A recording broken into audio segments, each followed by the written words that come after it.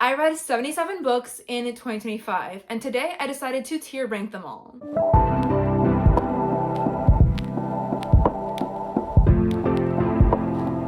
Hi bookish friends, my name is Jackie and welcome back to my channel. Today I'm going to be doing a tier ranking of all 77 books I ended up reading last year. I thought this would be a really fun thing to do. I personally love to watch tier ranking videos, and I just wanted to have a final way of wrapping up all of my 2025 reads and just go through things in a really fun way. So first, I thought it would be fun to run you through each of my tiers, just so you get a sense of where the books will be falling. So we have the top tier, which is Changed My Brain Chemistry. These are the books that altered me in some way. I'm gonna be thinking about these, and they've changed the way that I viewed myself, that I viewed literature, that I viewed something in life. So it's really changed my brain chemistry. The next tier below is books that will stick with me for a long time. These are books that I really enjoyed, that I found to be really impactful and will stick with me, but maybe didn't necessarily change my brain chemistry. They didn't revolutionize things for me, but I still think they were very memorable. The next tier below that is like a yellow tier. This says somewhat enjoyed this. So these are just books that I somewhat enjoyed. I found some things about them that appealed to me, and then some things just really didn't work for me. And then we have forgettable. So these books just didn't have anything wrong with them, but they were entirely forgettable. I don't remember what they're about, or I probably will forget what they're about very soon. The next tier below that says I'm not mad, I'm just disappointed. This is my second to last tier, and these are books that just disappointed me in some way. I wanted more from them, or I really felt like it could have worked for me, but just certain things about the characters, the plot, or the writing style weren't a good fit for me. And then the lowest tier we have is I should have DNF'd this. So basically, these are just books that I should have given up on. I don't know why I kept reading them. I really didn't like these, and I definitely shouldn't have kept on reading them. So I have already arranged all of the books that I read last year. So I already inserted all the images because that was a little bit time consuming, and so I did all that off camera. So all of them are here. They're all set up roughly in the order in which I read them, but not exactly. They're a little bit off, but that's okay. And we'll get started. So first, we're gonna start with, I believe this was my first read of the year. It is The Prize by Julie Garwood. This is a historical romance that I really enjoyed. I don't remember a lot of the details of it, but also a lot of the books I read in January of 2025 are just not really gonna stick with me because it's been too long, and I don't often remember the plot of a book after a year if it wasn't super memorable for me. I do remember somewhat enjoying it. It's definitely not one that has stuck with me for a long time, and it hasn't changed my brain chemistry, so I think I'm gonna put this in somewhat enjoyed this. The next book we have is Reach for the Sky. So this one was a memoir novel that I read in January. I believe I learned after reading it that it was ghostwritten, which explained a lot. I really didn't like this one. I just despise this so much. For the start of my reading year, it was terrible to have read this. Honestly, it just kind of put me a little bit into a slumpy-ish mood. And I actually started this one in 2024 in like September. I read half of it, I put it down, and then I finished it in January. Honestly, I just should have DNF'd this. So it's definitely gonna go in that bottom tier. Then we have Catching Fire. This is the second book in the Hunger Games trilogy. I have really enjoyed this trilogy so many times.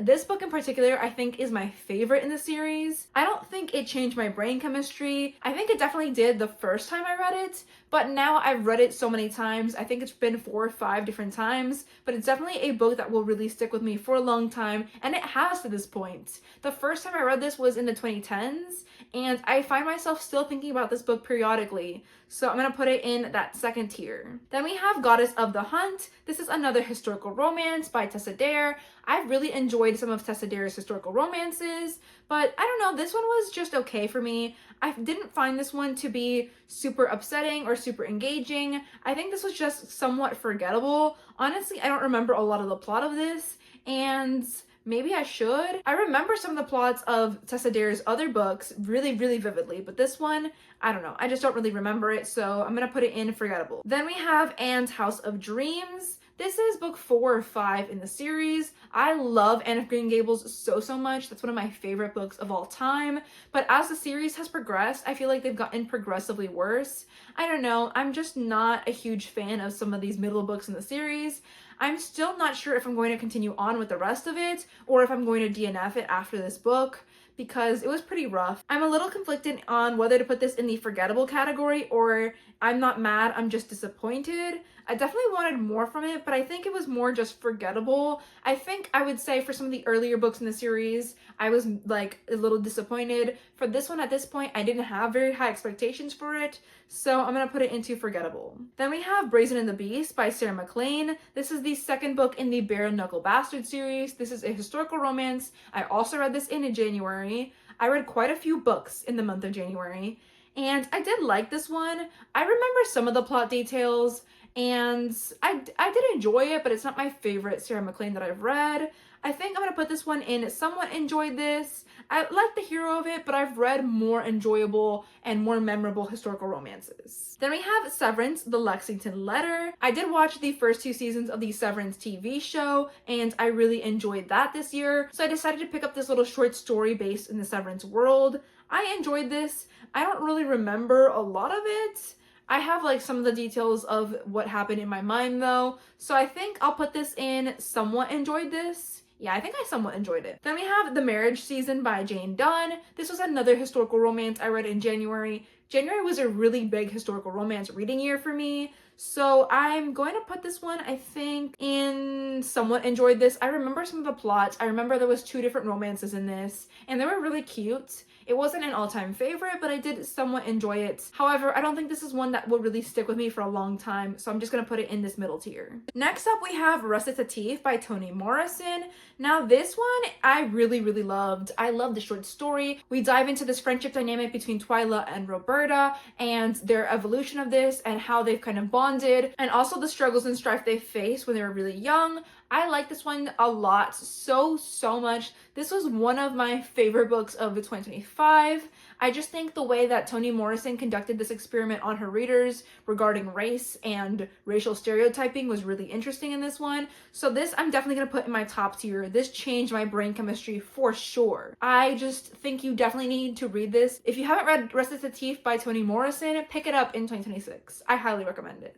Then we have An Echo in the Bone by Diana Gabaldon. This is book 7 in the series. It took me a second to remember, but I've really been enjoying the Outlander series. I don't think this one was an all-time favorite for me in the way that some of the other ones were. It isn't one of my least favorites. It isn't forgettable either, however, because I remember a lot of the plot lines from this, and it really set things in motion. We have so many new characters introduced here. William gets a bigger plot line. We have also a bigger storyline for Lord John Grey, and we have the introduction of the Hunters. This was a really good installment. It's a solid one, and I think this one will stick with me for a long time. A lot of the books in the Outlander series will stick with me for a long time. I just love them. I really connected to these characters so much, and I've been reading them across so many different books that it's hard to forget them. Then we have In Bed with the Devil. This is another historical romance. I read this also in January.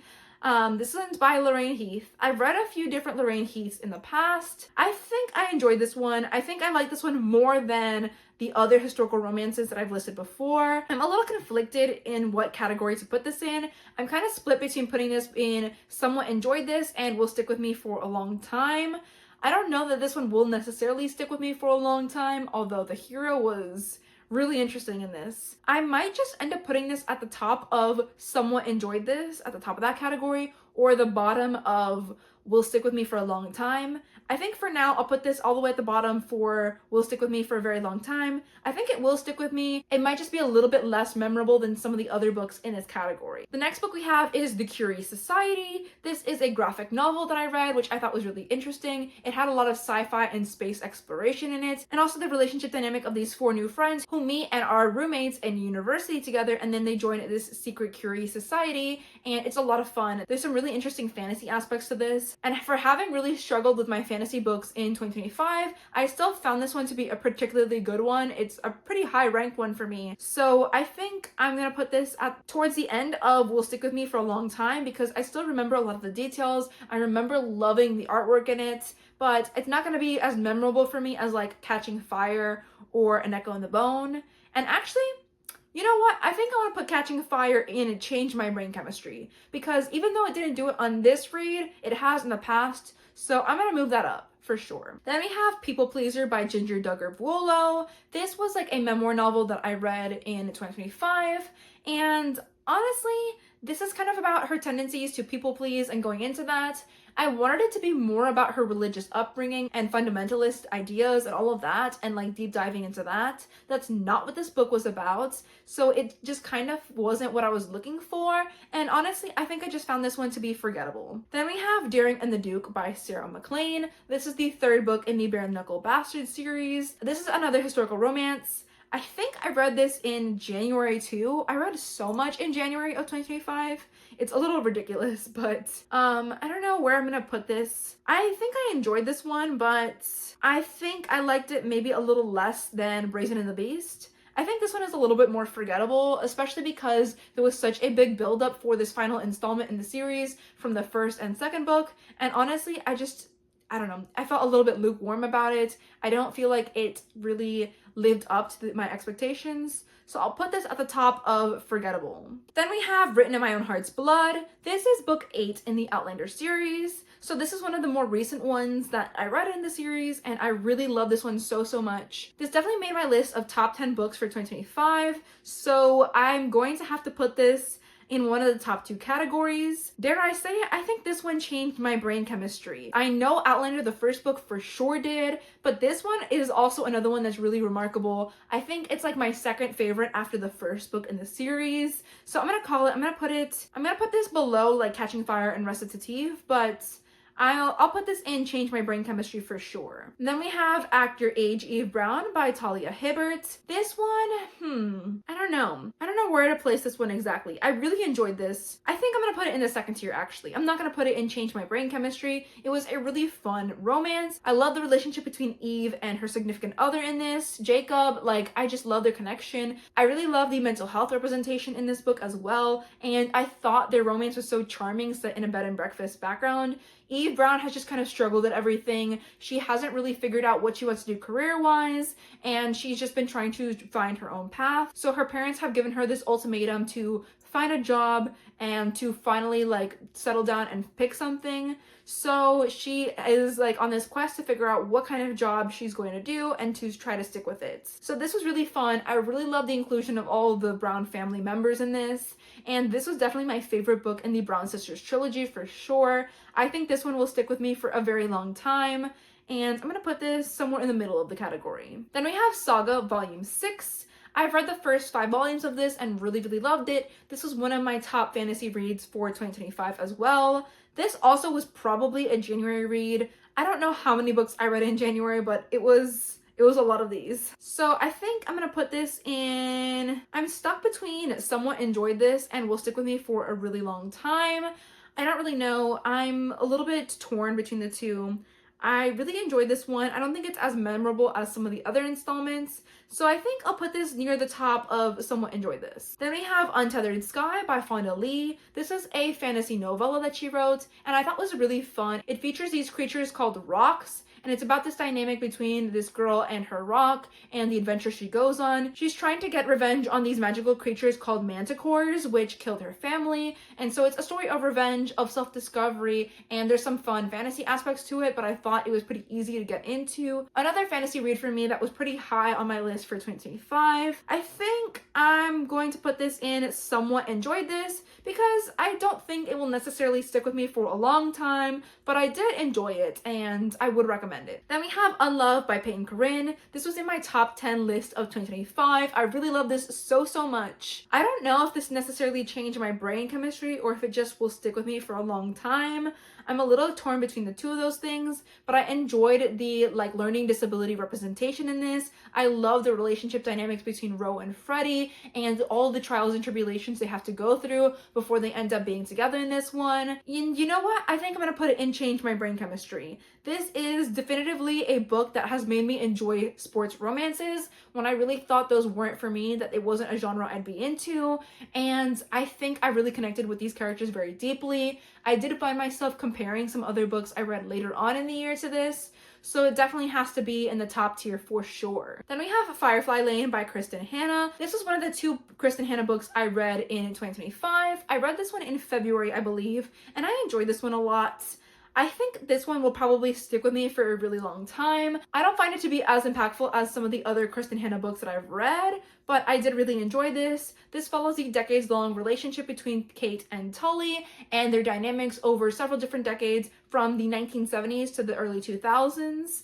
And they go through so many trials and tribulations with their career, with their personal lives, and there's a lot of changes happening in their lives. And the ending broke me. The ending of this book did break me, but I think it will just stick with me for a really long time. I think I do have to put this at the top of that category because the ending shattered me to pieces. It was so, so good. Then we have You Are Only Just Beginning. This is kind of like a self-help poetry collection. It's a very empowering novel. I would definitely recommend this book as an early year read because it gives you a lot of motivation for the year. I think I did enjoy this. I think I'm actually going to put this towards the bottom of will stick with me for a very long time. Yeah, it'll go in that tier. And now, actually evaluating things a little bit further, I think I'm gonna move In Bed with the Devil down to somewhat enjoyed this, but at the top of that tier, just because I don't think it will really stick with me as long as some of the other books that I'm putting in that category. The next book we have is All My Rage by Sabaa Tahir. This was one of my top reads of 2025. In fact, it was my favorite book that I read last year. I love this one so, so much. It absolutely destroyed me and it changed my brain chemistry forever. We follow Sal and Noor, two best friends growing up in California, and they are facing a lot of issues related to immigration and the fact that they have Muslim identity, and it was a really interesting one to dive into. I didn't really know what was happening at first, but wow, this book really hurt. We also have a lot of stuff with Sal's mother. We're having flashbacks to her time in Pakistan, and also some really intense, scary things happening with her in the present day. I'm definitely going to put this one near the top of Change My Brain Chemistry, maybe just below Catching Fire. Okay, the next book we have is A Reverie of Roses by Thea Hawthorne. I really enjoyed this one.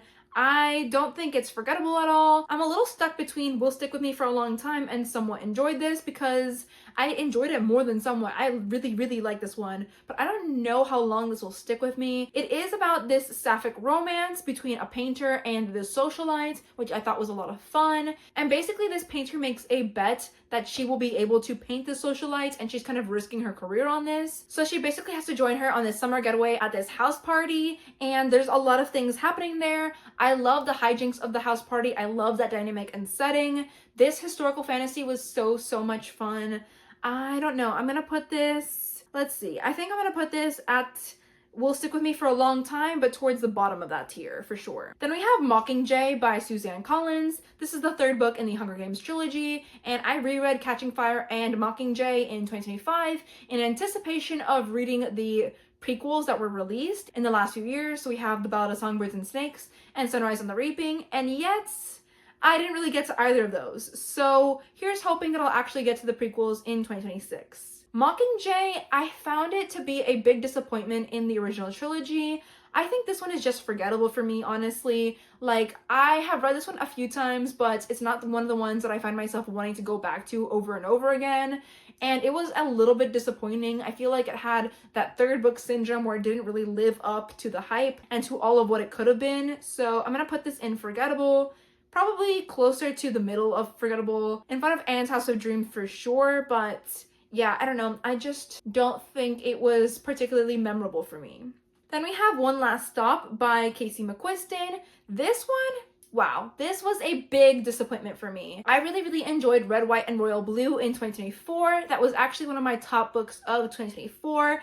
And so I was really looking forward to going into One Last Stop, especially because it features a sapphic romance and magical realism, and also there's like a time travel component to it, which is all things that sound like it should work for me. And honestly, I just really couldn't suspend my disbelief for this. I struggled to connect to the characters, and it just wasn't for me. I'm not mad at this book, but I'm just disappointed, so it's going to be going in that second to last tier for sure. Then we have Awkward, and now we're kind of entering a stretch of a few books that didn't really work for me. The start of the year was really, really strong. I really enjoyed a lot of my reads in January and February, and then as we rolled around to like March and April, I started reading some things that just didn't really work for me. So we have Awkward. This was a hockey romance, and I actually started reading this years ago, and I found it to be a bit meh, a bit whatever. I think this one was just forgettable. Honestly, the book is just about this relationship dynamic between a flower shop owner and a hockey player, and then she ends up getting pregnant, and it's like an accidental pregnancy trope kind of thing going here. I don't know, I just found this one to be forgettable. Not a hockey romance that particularly appealed to me. Like, it was cute and all, but it's not something that I found to be memorable, so I might put this near the top of forgettable, but yeah, I'm gonna put it in forgettable for sure. Then we have One Moment Please. This is another book that I read years ago, and the romance in this was a little bit hard for me to stomach, honestly. I don't know, I was a little bit disappointed in this one. It was a little forgettable. It didn't work for me, but I think I'm gonna put this in the I'm not mad, I'm just disappointed tier, just because I wanted more from it, and I remember things from it, but I don't know, it wasn't what I wanted from the relationship. I found the hero pretty hard to stomach. Then we have Deep End by Ali Hazelwood. Honestly, this was a major disappointment. I'm a little bit stuck between putting this in I'm not mad, I'm just disappointed, and I should have DNF'd this. Honestly, it didn't really work for me. I struggled a lot with this one. The romance just felt like it was only based on the intimacy and physical relationship, and I wanted more from like all of the swimming and diving stuff in this. I don't know, it just didn't work for me. I couldn't really connect to the characters, and I felt like it would have worked better as a literary fiction than as a romance. I don't know if I'm gonna say I should have DNF'd this. Probably. I probably should have DNF'd this one. I was really disappointed by it.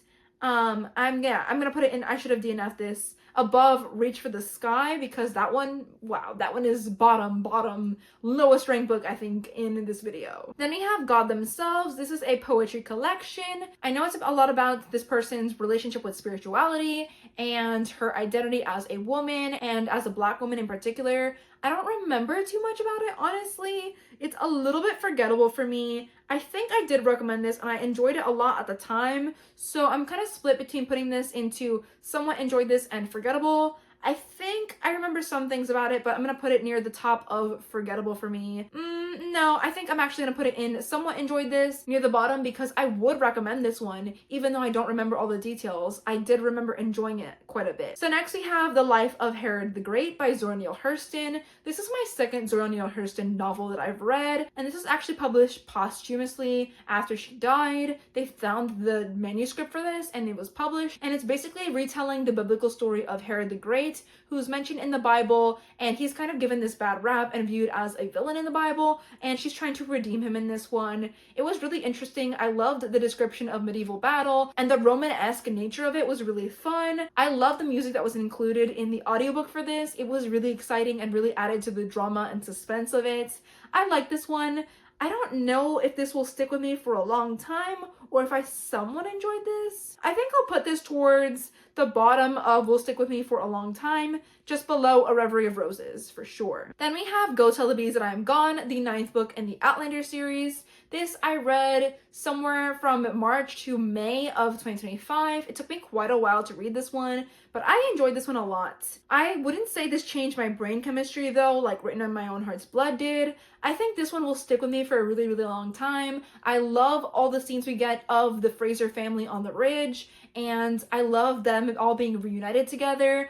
I just love this book to pieces so much. I believe in my top books of 2025 video, this was an honorable mention. So I'm definitely gonna put this in will stick with me for a long time, and I'm gonna put this above An Echo in the Bone. And I'm actually gonna shuffle The Curious Society also above An Echo in the Bone, just to switch things up there. And Actor A.G. Brown also, because I want An Echo in the Bone to be towards the bottom half of that tier. Then we have How to Catch a Wild Viscount by Tessa Dare. This, I should have DNF'd this. I was super disappointed in this, especially knowing that I've really enjoyed other Tessa Dare books. This is a historical romance, and honestly, it's like set at this house party, which sounded like a recipe for success for me, but it was her first novella. It was short, and I just really didn't connect with the characters. I didn't feel invested in this, and it was so brief, which is why I ended up finishing it, but I honestly should have DNF'd it. I struggled so hard with this one. I read this, I believe, in the end of spring or over the summer of 2025. And honestly, if you're going to read Tessa Dare's historical romances, skip this novella, please. Save yourself the time. Next, we have Funny Story by Emily Henry. This was one of my top books of 2025. It's going to be in that top 10 video that I mentioned. Let's see where I think I'm gonna put this. It's basically about this relationship between Daphne and Miles, who have both recently experienced a breakup. Daphne was recently broken up with by her fiance, and Miles by his girlfriend, and their partners broke up with them to be with each other, which is super messy. It's really interesting. I love the roommates to friends to lovers dynamic in this, and I love that she's a child's librarian. I remember adoring this so much. It was a really good Emily Henry to start with. I just connected a lot to the story and to the relationship. I don't think it necessarily changed my brain chemistry, but I think it will stick with me for a long time. I think I'm gonna put this maybe above You Were Only Just Beginning and below An Echo in the Bone. Yes, I think that's where I'm gonna put it in this category for sure. Let's move those around. Then we have Boyfriends Volume 1. I read all 4 volumes of the Boyfriends series. This was a Wattpad webtoons series that they're doing. Wattpad has in the last few years started to publish webtoons books as graphic novels, which I think is a lot of fun. And I enjoyed this, but I don't know if I'm gonna really remember this. I think this one is a little bit forgettable for me, honestly. I might put that near the top of the tier. Yeah, I'm gonna put it at the top of the tier. Actually, I'll put volume 1 in somewhat enjoyed this. Because I did somewhat enjoy it, but I don't particularly remember certain specific things from this volume. And now, because some time has passed, all 4 volumes are kind of blurring in my mind. And I read them really close together too, which probably didn't help with that. Then we have Boyfriends Volume 2. Let's see. I think this one was cute. This one is a little bit more forgettable though. So I'll put this somewhere in the middle of this category. I don't remember a lot from this one. And then I have Boyfriends Volume 3. I think this is the one where they're first moving in together, possibly. I'll put this at the bottom of somewhat enjoyed this. I remember a little bit more of this one, but yeah, I did somewhat enjoy it. And honestly, I don't remember what Boyfriends Volume 4 was about at all. I'm so sorry. They were cute. They were great. I do recommend them. I just don't remember it anymore because like 6 months have passed since I read this. So I'm gonna put this in forgettable, just below Volume 2. Then we have The Nightingale by Kristen Hanna. This was one of my favorite books of 2025. I really love this one so much. I just connected with it and I really enjoyed the story. It is a historical fiction one set in World War II, and we're following 2 sisters in this time period in Nazi-occupied France. So we have Vianne, who is the older sister. She's trying to keep things together for her daughter and trying to live as normal a life as possible under the Nazi occupation. And then we have Isabel, who's her younger, more rebellious sister. And honestly, this was so well written. My favorite Kristen Hanna book that I've read to this point. I know it's really well beloved and for good reason. So this definitely changed my brain chemistry. I have to put it in that tier. I think I'm gonna put it above Unloved and Written in My Own Heart's Blood and below Recitative. So that's where it's gonna go, but it definitely changed my brain chemistry for sure. Then we have Family Lore by Elizabeth Acevedo. I've really enjoyed some of the Elizabeth Acevedo books I've read in the past. The Poet X is an all-time favorite book that I can think of, and With the Fire on High was a lot of fun as well. This one was a little bit more of a letdown for me. I wouldn't say it was a major disappointment. Maybe. It was a little bit disappointing, honestly. I wanted more from it. I just felt like all the different points of views and perspectives in this were a lot. We're following Fleur and her family, and hers is the main perspective. Basically, she has this power to foresee things, and she has foreseen the death of someone. We don't really know if it's her, if it's another family member, what's going on, or if she's foreseen something else.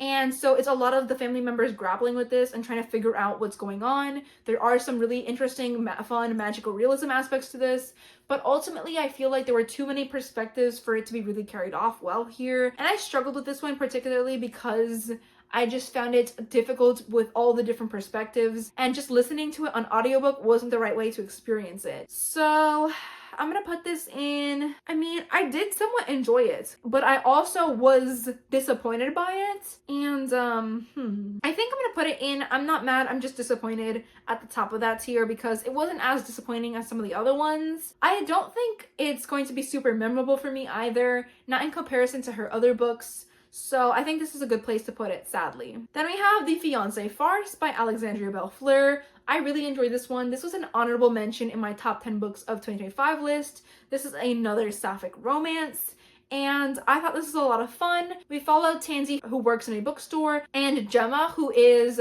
the heiress to this publishing company, and they basically have to have like this marriage of convenience in order for Tansy to save her bookstore and for Gemma to inherit her publishing company. So basically Tansy at the start of the story decides she's going to present Gemma as her fake girlfriend in order to get her family off her back, and then Gemma decides that they should make it a fake engagement in order to kind of have this marriage of convenience sort of plot line. This was really fun. I love this one so much, and I definitely want to read more from Alexandria Belle Fleur. I don't think this one changed my brain chemistry, but I think it will stick with me for a really long time. So I'm going to put it in that tier. I think I'll put it maybe just below Funny Story.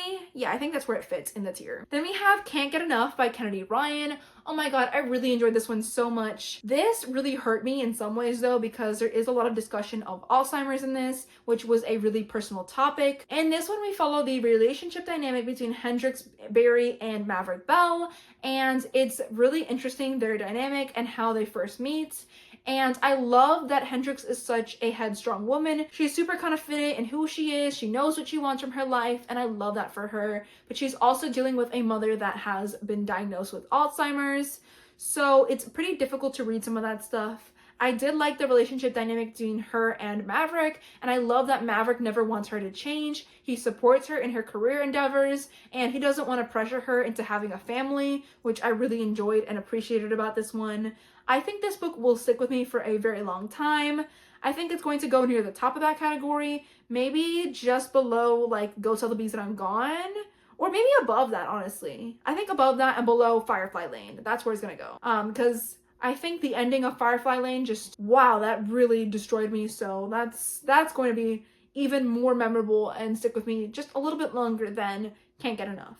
Then we have Surrender of a Siren by Tessa Dare. This is another historical romance, but I think this one I really enjoyed much more than some of the other ones. I don't know. I think I'm gonna put this in will stick with me for a long time, but towards the bottom of that tier.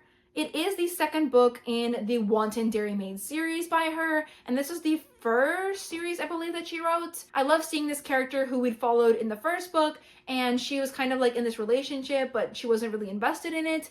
So she's kind of been seeking having an adventure, and she decides that she's going to run away. She was engaged to this man. So in Surrender of a Siren, she's kind of broken off this engagement. She decides that she wants to go on a fun adventure, and she travels to the island of Tortola, and it was just a really fun vibe. I loved the sea captain, and I loved his brother and the relationship dynamics with their family, and I love that she gets to go on this really fun nautical adventure. It's a very different setting for a historical romance, but I'm really glad that I picked this one up, and it will definitely stick with me for a long time. And then we have A Promise to Arlette, and this was a historical fiction book, which I was pretty disappointed by. I just love the sound of the premise of it, and I read this alongside the Leave It to the Pros book club, which is a historical fiction book club in the summer months in like June or July. I don't know, I just didn't really like it. It's set in like two timelines. So in the present timeline, it's set in the 1950s in America, and then we also have flashbacks to a past timeline in France close to, before, and then leading into World War II. We're following this English woman and like her traumatic backstory and all of that, and then the events leading up to World War II, like her relationship dynamics, and she was kind of involved in this art scene, which I thought was interesting. I liked more the flashback scenes more than the 1950s time. I felt like the 1950s like scenes and stuff were a little bit boring for me and dragged out a bit, and I just didn't really connect with all the characters in this. I found it to be lacking in some senses. I wanted more out of the relationship between Ida and her husband, and Ida and this mysterious woman from the past who is only featured in those flashbacks, and then she kind of makes an appearance in the present timeline only to be kind of a major letdown at the ending. I don't know, it just didn't work for me. I really wanted more from this one, especially because the premise sounded so intriguing, since she's kind of being triggered in these memories from this painting that was from her past, which was interesting to me, but didn't really work for me either. Next up, we have a memoir called Have I Told You This Already by Lauren Graham. She was an actress on the Gilmore Girls TV show, and she's known for her humor. And honestly, I was a little bit let down by this one. I really wanted to enjoy it so much more than I did. Some of the stories were really funny and humorous, and I laughed while reading them, and some of them just weren't. And I just expected it to be funnier overall. So I think this one is just a little bit forgettable for me. I think I'll place it above the Boyfriend's Volumes here, just because I'm not really going to remember this or really talk about this going on in the future, and it just wasn't anything special to me. I really wanted to love it, but it just let me down a little bit. Next up, we have Unraveling by Brandon Leake. This is a poetry collection, and I think it's somewhat about him untangling his identity from his racial identity and who he is, and a lot of the struggles and things that he's faced as a Black man. I don't really remember a lot of this one, but I do remember enjoying this, so I am going to put it in somewhat enjoyed this. I wish I remembered more about this poetry collection, but honestly, I just have a hard time remembering things from poetry collections, so I'm not surprised that it's not as memorable to me as some of the other books on this list. I'm gonna put this next book, which is We Could Be Magic, which is a graphic novel. I think I'm gonna stick this in Will Stick With Me for a Long Time. I just really enjoyed this one so much. We're following Tabitha Laurie, who is this high schooler who basically gets this internship at a Disney-like theme park, and she's always dreamed of playing one of the princess roles there, and I love that for her. She is plus size though, so she faces some challenges and struggles because of that, and she's not viewed as the ideal size to be a princess, so she's not initially given that role. She has to advocate for herself, and I love the relationship journey she has with her new boyfriend and how he supports her and her new friends who also stand up and help defend her. This is a really fun one. I really recommend this. And I don't often put graphic novels anywhere near my top 10 list just because I try to reserve those for full-length novels, but I really enjoyed this so much. I highly recommend it if you're a Disney fan, if you like graphic novels, if you're interested in some of those magical realism aspects, definitely check this one out. Then we have The Great Oak Tree and Bear Heart. Both of these are picture books, but The Great Oak Tree is more about like the changing of the seasons and teaching children about that. It was really adorable, and I was sent both of these by Flying Eye Books, which is why I ended up picking them up. They were so cute. I'm so glad to have read them in 2025. I just enjoyed these to pieces. They were absolutely stunning, and the artwork was beautiful to behold. I was definitely slumping at this point in the summer, so it was great to pick these up. And then Bear Heart was more about teaching children that they have an infinite space for love. It's this bear going on this journey being like, I don't have enough love for all these things in my life, and then discovering that he actually does, and that love is like an infinite thing.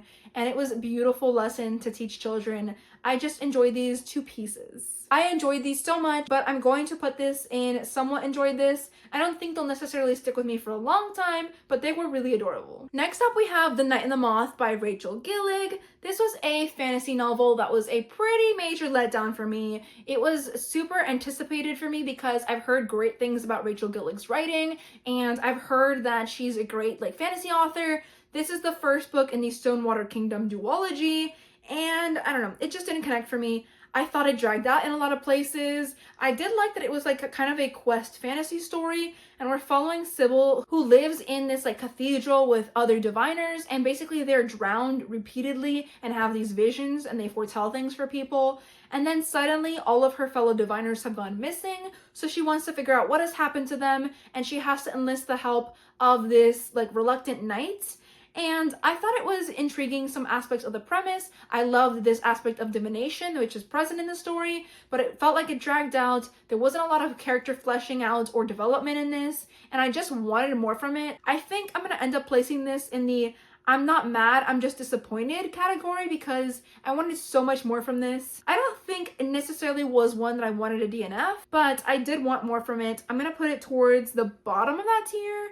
I think above One Last Stop, so maybe in the middle, actually. And then we have Walhalla by Nikki May. And oh boy, this one was something. I really wanted to like this because it's a novel following female friendship, and it's set in the UK. We're following these Anglo-Nigerian friends who have had this long-standing relationship with each other, and honestly, for being friends for so long, there were so many cracks in their relationship, which I found very difficult to stomach and read about. And I just had a hard time with this one. I had a hard time with like the body discussion in here and like these subtle hints of racism that were present. I don't know. It didn't work for me. I had this book for such a long time and I was really anticipating it, especially seeing how the mystery elements were going to blend in with this like literary fiction novel. And honestly, the genres did not blend here. They did not blend. They felt like they were overlapping, and the ending felt super rushed. If you want more of my thoughts on this, you can check out the wrap-up where I talked about this book and my like 2025 reading wrap-up as well, because I talked about why this was such a disappointment for me. I just didn't like this. I should have DNF'd this. I really should have DNF'd this. And I think it's gonna go at the bottom, like, of I should have DNF'd this because, wow, it was pretty bad. I mean, I think Reach for the Sky and Walhalla are pretty down there for some of my least favorite books of 2025, sadly. Okay, we have just a handful of books left. I think we have just 2 rows left. So we have The Family Experiment first. This was actually a buddy read that I did in 2025 with my friend Isabel from Isabel Reads, and I'll leave her channel linked in the description in case you're interested in checking her out. She reads a lot of mysteries and thrillers and horror, so we decided to buddy read this. This was like a thriller dystopian-esque novel written by John Mars, and it's basically this experiment where these families are put in this reality TV show, and they're basically given like a metaverse or AI child to raise. And at the end of the experiment, the last remaining couple or the winning couple would be able to either keep this AI child or get some money towards IVF to start a real family. And the family experiment was really interesting. There was a lot of topics being delved into about the effects of AI, our culpability when negative things happen, what makes a human. All of these things are being delved into, as well as reality TV, the impacts this has on our lives, and how it can be performative in nature. And I thought it was just a really well-written book. I think it will definitely stick with me for a long time. I'm gonna wedge this above The Curious Society and just below Funny Story, I think, because I think it fits kind of there. That's how high I think it should be. And I think it will definitely be memorable for me just because it was mind-blowing. Every single chapter had crazy cliffhangers and there were intense things happening throughout the whole book. It keeps you gripped all the way through. So this is definitely a thriller I really recommend checking out. It has some fun dystopian aspects as well. So if you like those things in your thrillers, you will definitely enjoy this. Then I have Take a Hint, Dani Brown. This is the second book in the Brown Sisters trilogy. I did enjoy this one quite a lot, and I think it might stick with me for a long time. I think this whole trilogy will. I just think that this one suffers in comparison with the first book and the last book in the trilogy. It's not my favorite. I think it's my least favorite of the 3, but I still enjoyed the relationship between Dani and Zafir in this one. Dani is this like doctoral student who is very focused and has her priorities straight, and she knows what she wants for her life and isn't really looking for a relationship. And Zafir is this hopeless romantic. He reads romance novels. He's so adorable. And I love how he's able to win her over and get her to see that maybe having a relationship isn't such a bad idea. She's also dealing with some past trauma related to her previous relationships, which was interesting to explore. I just did want more from the Brown family in this book. I liked they're very present in the last book in the trilogy, and I just wanted more from the relationship. I just think this wasn't my favorite overall, but I love the academic setting, and I love how Dani and Zafir are both challenged in their views. Next up, we have the Honeycrisp Orchard Inn.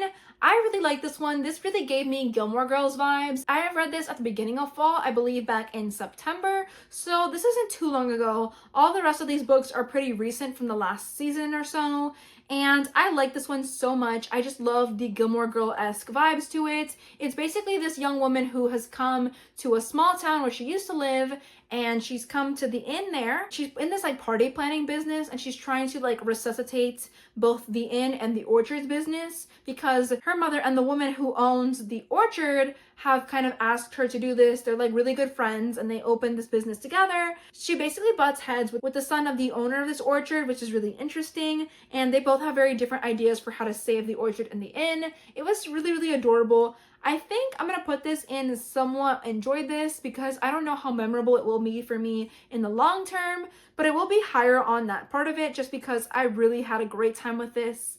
I think I'm gonna put this just below Vampire of King Street and above Untethered Sky because it was just a fun ride and I really enjoyed this one so much.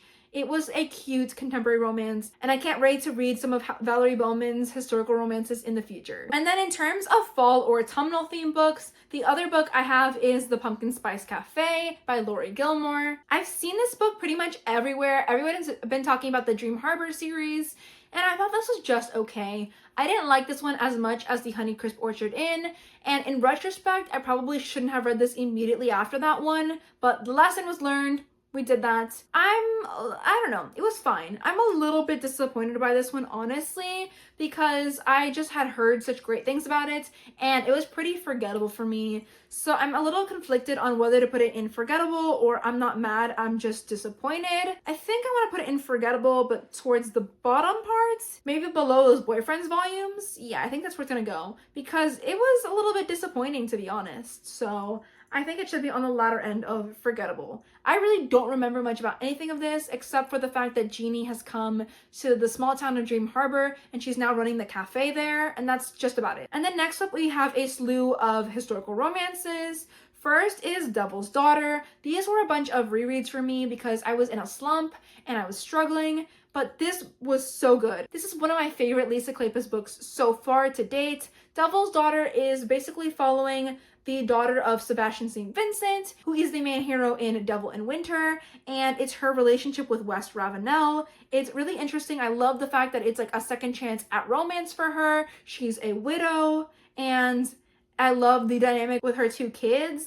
It was so sweet to see him bond with them and just seeing her come into her own in this story and take the reins of her deceased husband's estate to manage it better for her sons was really beautiful to see. So this was a 5-star read for me. It was great.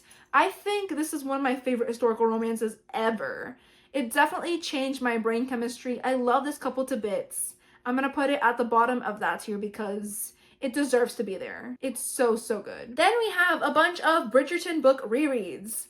I decided that I wanted to reread the Bridgerton books partially because I was slumping, and when I'm slumping, I like to reread old, comfortable, familiar books, and also because the new season of Bridgerton is going to be releasing the first part of it at the end of this month. So we have season 4 coming out January 29th, and the second part's coming out in February, at the end of February. So I wanted to reread An Offer from a Gentleman, and I decided it would just make sense to reread a few of the Bridgerton books and hopefully get me out of that slumpy reading mood. So the first one to rank is The Viscount Who Loved Me. This was the first one I picked up because I hadn't read this one in a while. I think this was my third read of The Viscount Who Loved Me.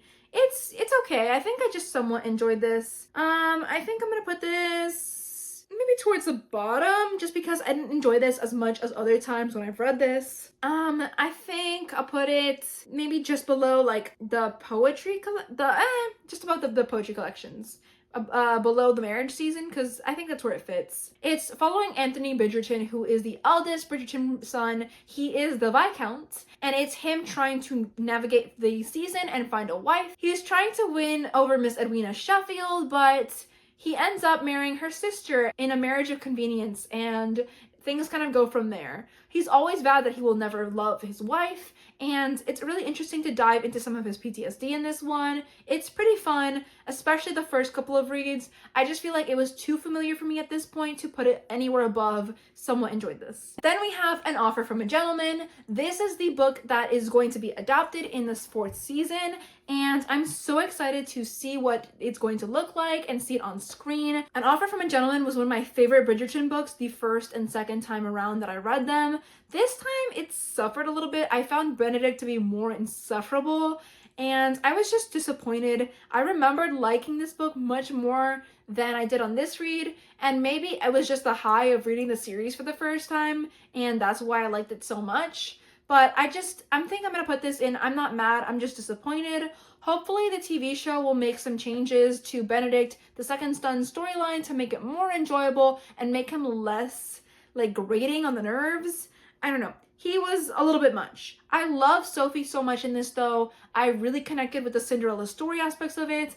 I just wish Benedict hadn't been such an insufferable character. So I'm gonna put this in, I'm not mad, I'm just disappointed, but above One Last Stop. And then we have another Bridgerton book. This is When He Was Wicked. This is the 5th book in the series, I think. So it's following Francesca's story. So this is the 6th Bridgerton child. She is starting with the letter F, and it's her second chance at romance. She is a widow, and I love this one so much. I like this one even more on this reread. I think this is one of the ones that I've reread less in the series, but it's basically following her as she's trying to like get back out there after the death of her first husband, and she has a really strong bond with his cousin named Michael, and it's about their relationship dynamics. A lot of it is focused on their feelings of guilt because they are really attracted to each other, but they both really love John a lot, who was her former husband, and they're trying to deal with that and figure out how to be together and how to overcome those feelings. So I think this one will stick with me for a long time. I think I'm gonna put this towards the bottom of that tier, maybe just below Take a Hint, Dani Brown, and that's kind of where it's gonna go. But I think that it just kind of fits there because it's such a beautifully written Bridgerton book. It may be my favorite in the series, although there's another one coming up which could give it a run for its money. Next up we have To Sir Philip with Love. This I believe was like book 5 in the Bridgerton series. This is Eloise's book, and she is the second Bridgerton daughter. So it's basically her story starting with her in her late 20s. She's kind of a spinster, she's on the shelf. She doesn't really have any prospects of marriage anymore, but she's turned down a lot of suitors to this point, and now that her best friend has been married and other things have happened within the story, she's feeling kind of lonely and kind of maybe wishing she'd accepted one of the many marriage proposals she's received. So she starts corresponding with Sir Philip, who was married to a Bridgerton cousin named Marina, and things kind of go from there. It starts out as an epistolary romance, which I thought was a lot of fun. I don't know, I just think that Philip was just a difficult hero to swallow. I didn't love his relationship dynamic with his children, especially at the start of this, and he waits on Eloise to come and like try to fix things. I don't know, I didn't love all those aspects to it. I just didn't really see what she saw in him and the relationship, to ultimately then just settle to marry a man that only wanted her as a mother for his children at first. I don't know, that just didn't sit right with me, so I was disappointed by this one.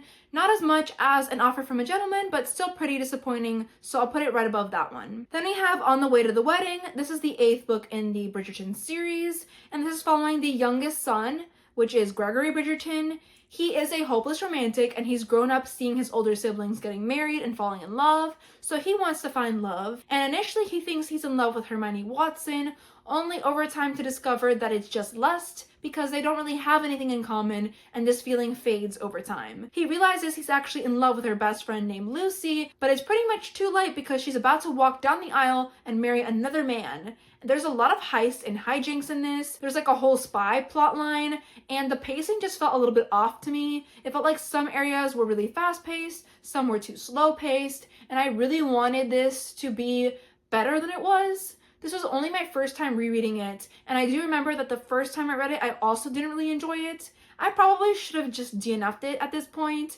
I was just pretty much doing a full series reread, which is why I continued on with it. And then we have the last Bridgerton book for this list. This is actually the penultimate one in the series, and that is It's in His Kiss, which is following Hyacinth's story, and this is possibly one of my favorite Bridgerton books. I really love Hyacinth. She's such a feisty, fun character, and I love her relationship with Gareth. It's just so interesting and exciting to read it. And then they have this whole like hidden diary that he finds from his grandmother, and she has to try and translate it for him because it's originally written in Italian. I just enjoyed this one so much. I don't know if it will necessarily stick with me for a long time, but I did somewhat enjoy this.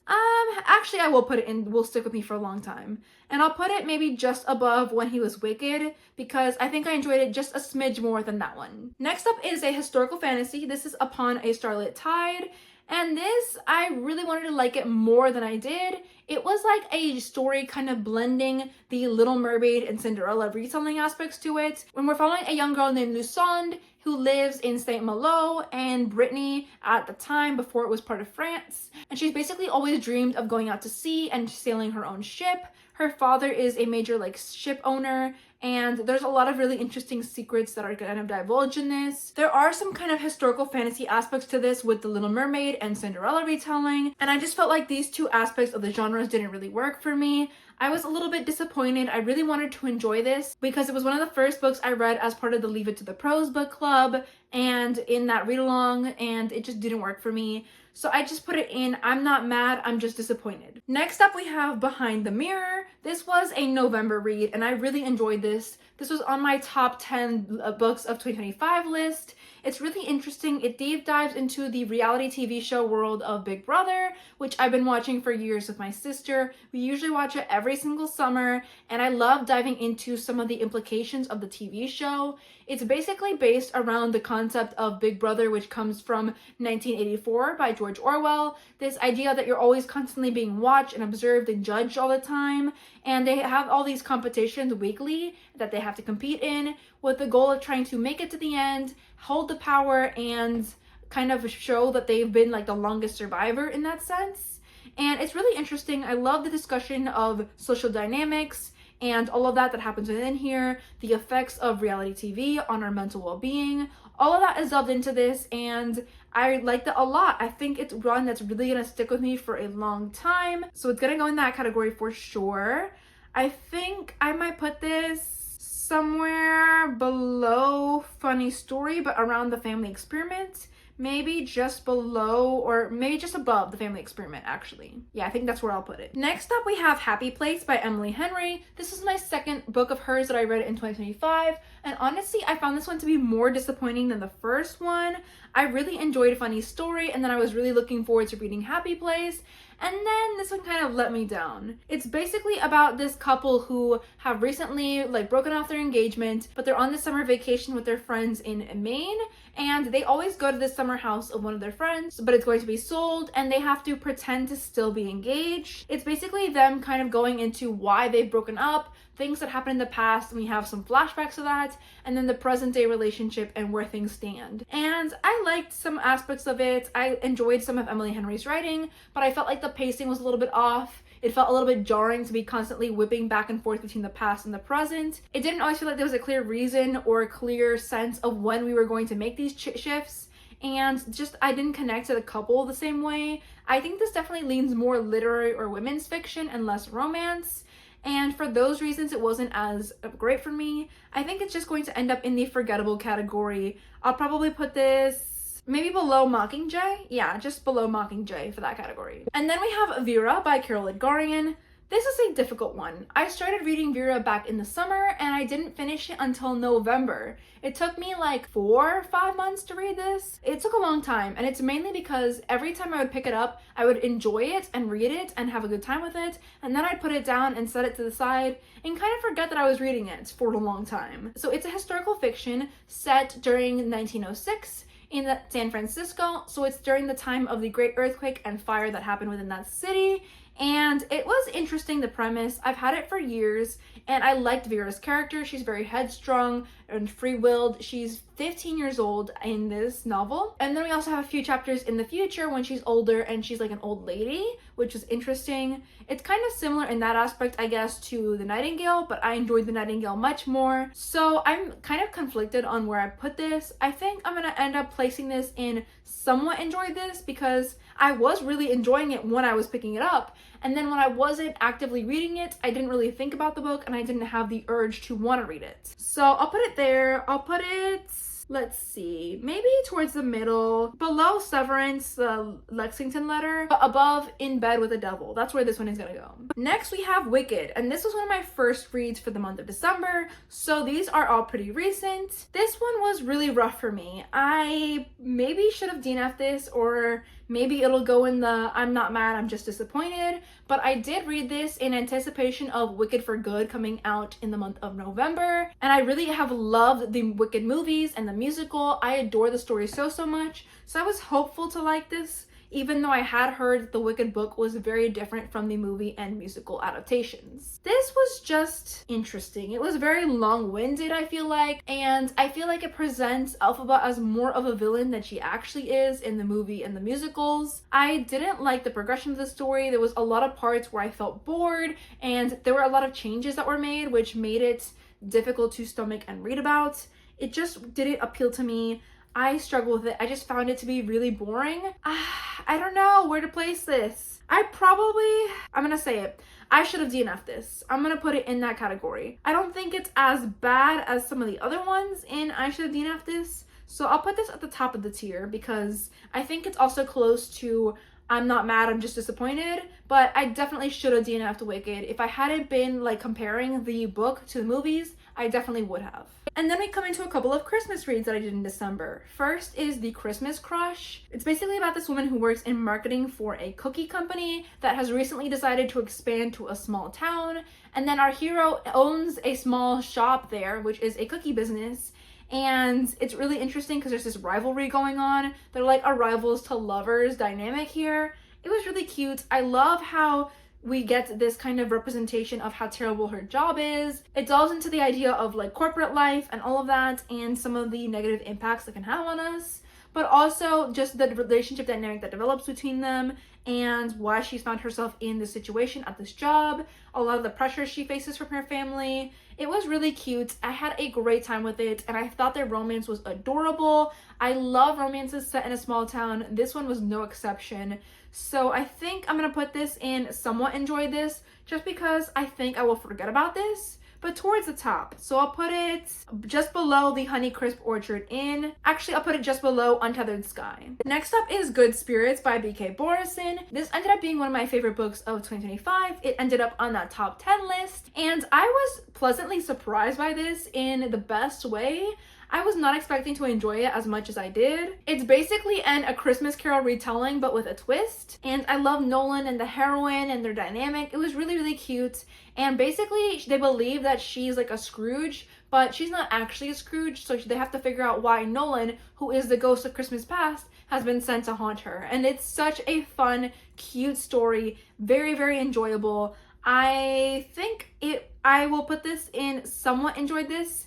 It is on my top 10 list of the year. It is one of my favorite reads of this year, but I don't think it's going to be as memorable in the long term for me. So I'll put this at the top of somewhat enjoyed this, leaning towards really enjoyed this, but I don't have that as a category, and I'm not sure if it will stick with me for a long time. That's where I'm gonna end up ranking this. And then we have the last couple of books that I read in December. So first is a graphic novel. This is Love for a Walk. This is a really cute relationship that develops between this girl who works the corporate life and she has been broken up with because of her dog. She was kind of in a toxic relationship before, and then she adopted this dog with her previous partner and he broke up with her. And she now lives alone and she's trying to train her dog and deal with all the stressors in her life. And meanwhile, her neighbor is kind of hearing her struggling, and he's really good with dogs, so he decides that he's gonna help her out. And it was adorable. They go on a lot of walks together. There's a lot of bonding between their human owners and the dogs, and I love seeing this. And when I read more books featuring dogs, I thought this is really cute and fun. I'm definitely gonna put this in somewhat enjoyed this, just because I'm not sure how long this will stick with me. I'll put this somewhere in the middle, so I'll put it maybe just below like Astronautical, or I'll put it just below Severance actually. And that's where it's gonna end up landing. And then we have Only for the Week by Natasha Bishop. This was the last book I read in 2025. This is a contemporary romance, and I really enjoyed this. I had a lot of fun with it. It was really interesting. It was really short too, so it was perfect for the end of the year or the start of the year to get kickstarted with your reading goal. But it's basically about this woman who broke up with her boyfriend, and then he later becomes the fiance of her sister, and now they're going off to Tulum to celebrate her sister's wedding. There's a lot of drama in this, a lot of family stakes, and there's a lot of confliction and possible jealousy going on.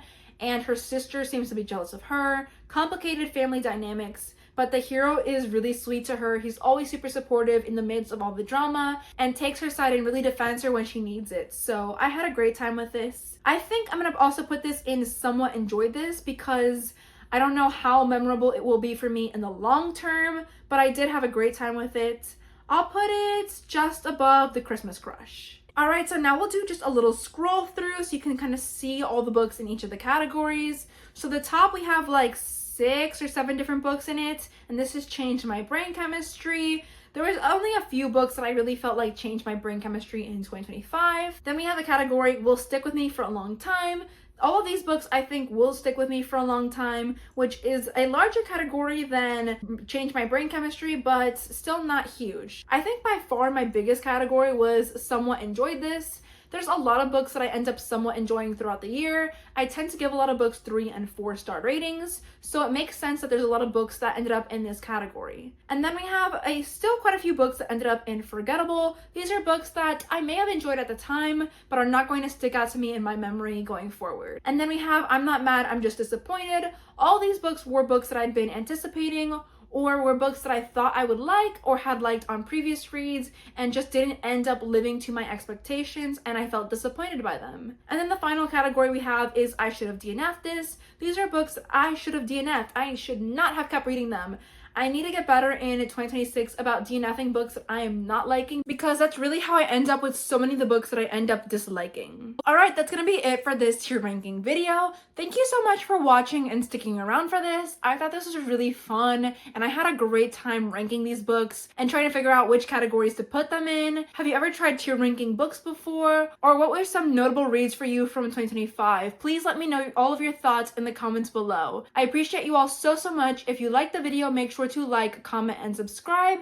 And wherever you are in the world, whether it's morning, afternoon, or evening, I hope that you're doing well. And I'll see you for another video soon. Bye!